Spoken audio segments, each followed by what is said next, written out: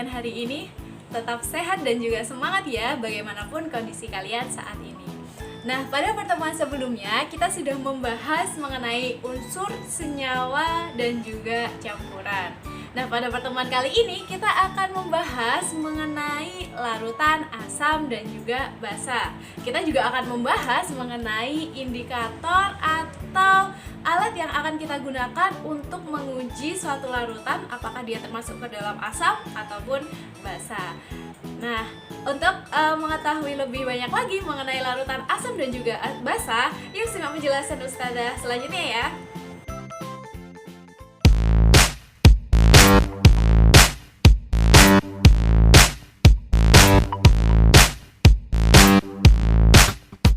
Berdasarkan sifatnya, larutan dibagi menjadi 3. Ada larutan asam, larutan basa, dan juga larutan garam yang bersifat netral. Nah, kali ini kita akan membahas dulu mengenai larutan asam. Memiliki ciri-ciri yang pertama, dia pasti memiliki rasa yang asam, bersifat korosif atau merusak logam. Jadi ketika terkena logam, logamnya akan berkarat atau rusak. Lalu akan memerahkan kertas lakmus biru, menghasilkan ion H+ saat dilarutkan dalam air, memiliki pH kurang dari 7, dan contohnya seperti HCl, HNO3, dan H2SO4 atau kita kenal dengan asam sulfat. Contoh lainnya misalkan ada jeruk, lemon, dan lainnya yang memiliki sifat asam, berarti dia termasuk asam. Nah, selanjutnya kita akan membahas mengenai basa. Jadi untuk basa ini sendiri memiliki ciri-ciri. Yang pertama, berasa pahit. Yang kedua, bersifat licin dan biasanya dia bersifat kaustik atau merusak kulit. Nah, contoh bersifat licin itu ketika kalian memegang sabun. Nah, itu akan terasa licin kan di kulit. Nah, itu berarti dia termasuk dalam basa. Selain itu, dia juga bisa membirukan kertas lakmus, menghasilkan ion OH- saat dilarutkan di dalam air, memiliki pH lebih dari 7, dan contoh dari basa ini sendiri adalah NaOH, KOH, dan juga MgOH2. Nah, contoh yang bisa kita temukan dalam kehidupan sehari-hari adalah ada sabun, pasta gigi, deterjen, lalu ada sabun cuci tangan, dan lain sebagainya. Setelah membahas mengenai basa, kita lanjutkan dengan yang ketiga, ada larutan garam. Apa itu larutan garam? Jadi garam ini sendiri adalah hasil reaksi antara asam dan juga basa.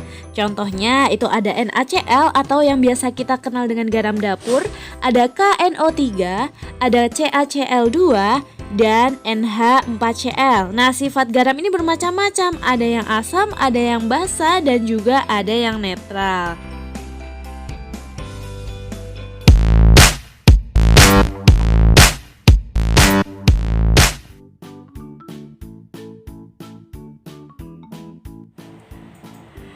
Nah, untuk menguji suatu larutan, apakah dia termasuk larutan asam ataupun dia larutan basa, kita menggunakan yang namanya indikator. Nah, indikator ini dibagi menjadi 2, ada indikator alami dan juga indikator buatan. Nah, apa saja nih indikator alami dan apa saja juga indikator buatan?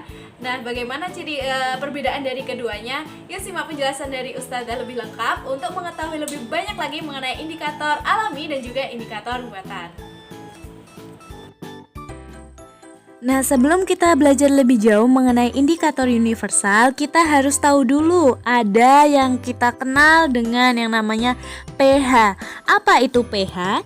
Jadi pH ini singkatan dari potential of hydrogen atau biasa kita kenal dengan tingkat keasaman atau nilai keasaman suatu larutan. Ditemukan oleh Sorens pada tahun 1909. Jadi untuk pH ini sendiri tingkatnya 1 sampai 14. Kalau misalkan pH-nya di bawah 7 itu berarti dia bersifat asam. Tapi kalau misalkan pH-nya di atas 7 dia berarti basa. Kalau tepat 7 berarti netral.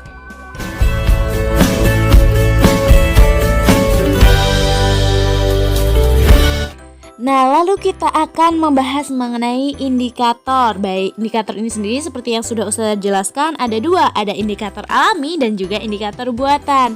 Nah, indikator ini sendiri bisa untuk mengukur tingkat keasaman suatu larutan. Yang pertama, kita akan membahas mengenai indikator buatan. Itu ada kertas lakmus merah dan biru, ada indikator pH universal, dan juga ada yang namanya pH tester. Nah, ini ketiga alat ini merupakan indikator buatan yang sering kita gunakan ketika uji asam dan basa di tingkat sekolah. Jadi biasanya menggunakan 3 indikator buatan ini ya. Nah, selanjutnya akan Ustazah perlihatkan bagaimana cara uji asam dan basa menggunakan 3 alat ini. Yang pertama, kita akan membahas mengenai penggunaan lakmus merah dan juga lakmus biru. Bagaimanakah penggunaannya? Jadi untuk penggunaan lakmus merah dan juga lakmus biru ini, kita tinggal mencelupkan saja ke dalam larutan yang akan kita uji. Nah, contohnya seperti ini ya. Misalkan kertasnya dicelupkan ke dalam larutan yang berbeda-beda. Nah, nanti akan kita lihat bagaimana hasilnya. Misalkan Ustazah punya air jeruk, air sabun, air cuka, dan juga aquades. Aquades ini apa Ustazah? Aquades ini merupakan air murni. Yang dia pertama kita lihat dulu untuk air jeruk, kertas lakmus birunya kita celupkan, ternyata berubah warna jadi merah, tapi kertas lakmus merahnya tetap. Selanjutnya di air sabun, kertas lakmus birunya tetap, sedangkan ketika kertas lakmus merahnya kita celupkan berubah warna menjadi biru. Nah, selanjutnya kita lanjutkan dengan air cuka. Nah, ketika air cuka dimasukkan, kertas lakmus birunya berubah warna menjadi merah, sedangkan ketika kita mencelupkan kertas lakmus merah, kita lihat hasilnya. Oh, kertas lakmus merahnya tetap menjadi merah atau tetap merah. Selanjutnya kita ujikan kepada aquades, kertas lakmus biru apakah berubah warna. Kertas lakmus birunya tetap menjadi biru, sedangkan kertas lakmus merahnya tetap menjadi merah. Di sini kita dapat ketahui bahwa air jeruk dan cuka bersifat asam karena memerahkan lakmus biru, sedangkan air sabun bersifat basa karena membirukan kertas lakmus merah. Selanjutnya kita menentukan pH dengan menggunakan pH meter. Jadi untuk penggunaan pH meter ini sendiri itu tinggal dicelupkan juga ke dalam larutannya. Lalu setelah digunakan, nanti kita siram dulu pakai air biar netral alatnya, lalu digunakan kembali ke larutan yang lain. Nah, nanti akan muncul angka pH-nya berapa di layar yang terdapat di dalam pH meternya tersebut. Jadi lebih mudah ya kalau menggunakan pH meter. Nah, selanjutnya kita akan membahas mengenai penggunaan indikator universal. Setelah sebelumnya kita membahas penggunaan kertas lakmus merah dan biru serta penggunaan pH meter. Nah, kali ini kita akan membahas bagaimana mengetahui pH suatu larutan dengan menggunakan indikator universal. Jadi pada wadah indikator universal ini sendiri sudah terdapat angka-angka pH-nya dari angka 1 sampai angka 14. Nah, ini merupakan bentuk dari indikator universal. Nah, nanti penggunaannya tinggal kita celupkan saja ke masing-masing larutan. Tapi ingat, satu kertas indikator universal ini hanya bisa digunakan untuk satu larutan. Jadi nggak boleh tuh ketika kalian mengambil satu kertas, terus kalian celupkan di satu larutan, terus setelahnya kalian gunakan lain di larutan yang lain. Jadi nggak boleh. Jadi satu kertas hanya digunakan untuk satu larutan. Jadi setelah dipakai nanti kita ukur pH-nya berapa, lalu setelah itu kita ganti kertas untuk mengukur pH larutan yang lain. Nah, seperti itu ya untuk penggunaan dari pH indikator universal. Nah, nanti bagaimana cara mengukur pH-nya dengan menggunakan indikator universal ini? Nah, setelah ini kita akan membahas bagaimana cara membacanya dan bagaimana penggunaannya lebih detail mengenai pH indikator universal. Nah, untuk yang pertama kita celupkan dulu kertas indikator universalnya ke dalam satu larutan selama beberapa saat.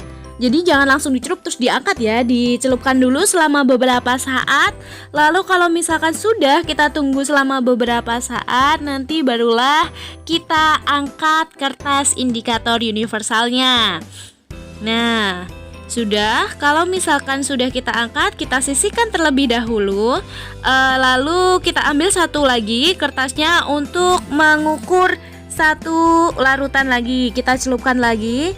Nah, perbedaannya sudah mulai kelihatan ya antara larutan yang satu dengan larutan yang lainnya. Nah, kita biarkan juga di dalam larutannya selama beberapa saat sebelum kita angkat. Nah, sudah. Kalau sudah, kita amati nih perbedaannya. Perbedaan antara kertas hasil pada kertas indikator universal yang sudah dicelupkan pada larutan 1 dan juga kertas indikator universal yang sudah kita lakukan pada larutan kedua. Nah, setelah itu kita cocokkan dengan angka yang terdapat di dalam wadah. Jadi angka-angka itu menunjukkan pH-nya ya berapa. Kalau misalkan angkanya tersebut tidak ada, berarti kita balik tuh. Nah, dicocokkan, disesuaikan warnanya dengan angkanya. Dicari yang warnanya yang paling sesuai, kira-kira yang mana. Kira-kira sudah sesuai dengan angka yang mana, warna yang terdapat dalam indikator dengan warna yang terdapat di dalam kotaknya. Oh, sudah ditemukan, berarti pH-nya 7 tadi. Oke, selanjutnya kita uji, kita cocokkan lagi dengan yang satunya. Kita lihat berapa angka pH-nya, kita cocokkan warnanya dengan yang ada di dalam wadah. Dicari yang paling cocok atau yang paling mendekati, kira-kira yang mana.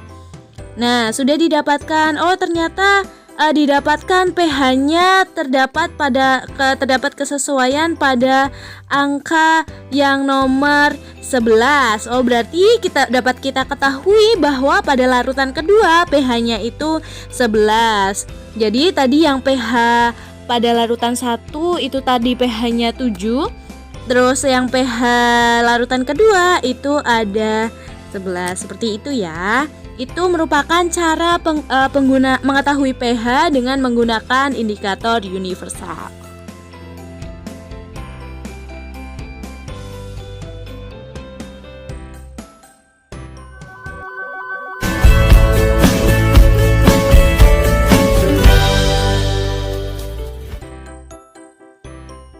Ya, next kita akan membahas mengenai indikator alami. Jadi, indikator alami ini bisa dibuat untuk menguji keasaman suatu larutan dengan bahan-bahan yang sudah tersedia di alam. Nah, indikator alami, bahan-bahan apa saja yang bisa digunakan untuk menjadi indikator alami?